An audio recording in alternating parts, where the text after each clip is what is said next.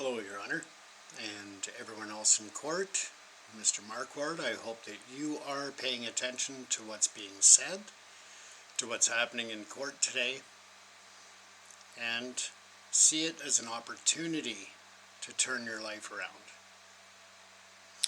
Uncle Ronnie was a person who grew up in a tough life, grew up in a tough era, and he just grew up tough. He was nicknamed the Phantom because he would be a very free spirit. If he felt like going on an adventure, camping, traveling, whatever the case is, nothing held him back. He would just do it. He loved life. He loved people. He loved animals. He's had struggles. He's made mistakes. He has been forgiven from the mistakes he's made in life, none of which can compare to the tragedy that we are brought together here for.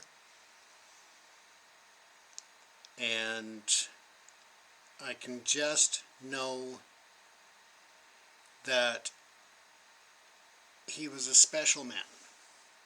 He was a great uncle. He was just a funny guy. He just loved telling jokes. He loved just entertaining people, telling stories. But most of all, he loved to help people. He loved to be able to feel as though he was making a difference, no matter how small or how large. Had Mr. Marquardt needed Uncle Ronnie's help, whether it was finding a detox or an alcohol abstinence support program, any of these things he would have done. If he needed food, Uncle Ronnie would have given him the last meal he had, the last dollar he had.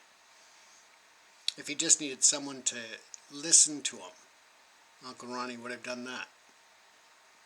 That's just the kind of person he is, and I don't think that we'll ever know the truth as to what exactly transpired that night. All that I do know at this point is that it was vicious, it was unnecessary, it was an assault not only on Uncle Ronnie but on the entire community. The fear that people had afterwards, the way that people were in shock. They felt a loss. It was not just a loss for me. It was not just a loss for Uncle Ronnie's kids and grandchildren. But it was a loss to everyone who ever met him and whoever may have come across him in the future. With that said, I don't want to go too deep into Uncle Ronnie's life, because I don't think that that really is going to make any difference in where we're at today. What I do think is important is that there is mercy shown, as that is what Uncle Ronnie would have wanted. He would have wanted to try to see the best in the individual, to find a way to forgiveness, which I haven't gotten to yet, and I don't know if I will.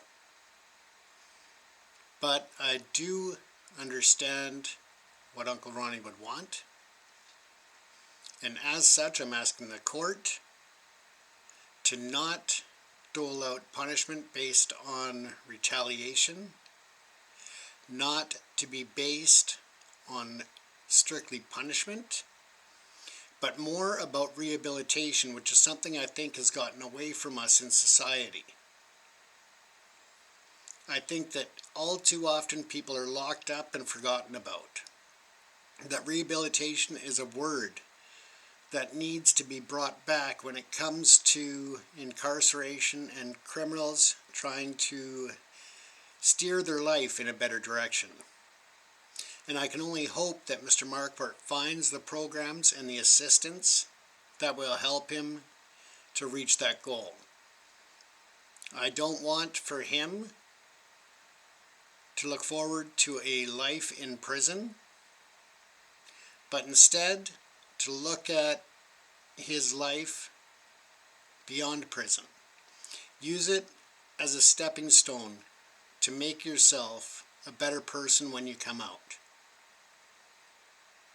Contribute to society, help others, and know that there is good in everyone, and that includes Mr. Marquardt. Somewhere deep inside, it may not be showing at this time, but we have to have confidence in each other as human beings that there is good in every person. And I just hope that Mr. Marquardt, if you're listening, you take advantage of counseling, of any psychiatric or other services that may be available to you while you're in jail. Use it as an opportunity to make yourself better and prepare yourself to re-enter the world when the sentence is done. I don't know what happened in the life of Mr. Marquardt to have this much anger, this much hostility, and this much violence come out like it did. I don't understand how one person can literally bite the face off of another beyond recognition. To me, that screams that there's a mental health issue involved here. And when it comes to mental health, it's not about just locking people up. It's about finding ways to help them. All societies should be judged on the way in which they treat the most vulnerable of their people. And in many cases, the people locked up in our institutions, whether it be prisons or hospitals or psychiatric facilities, if there was help and resources available, many of them wouldn't be where they are.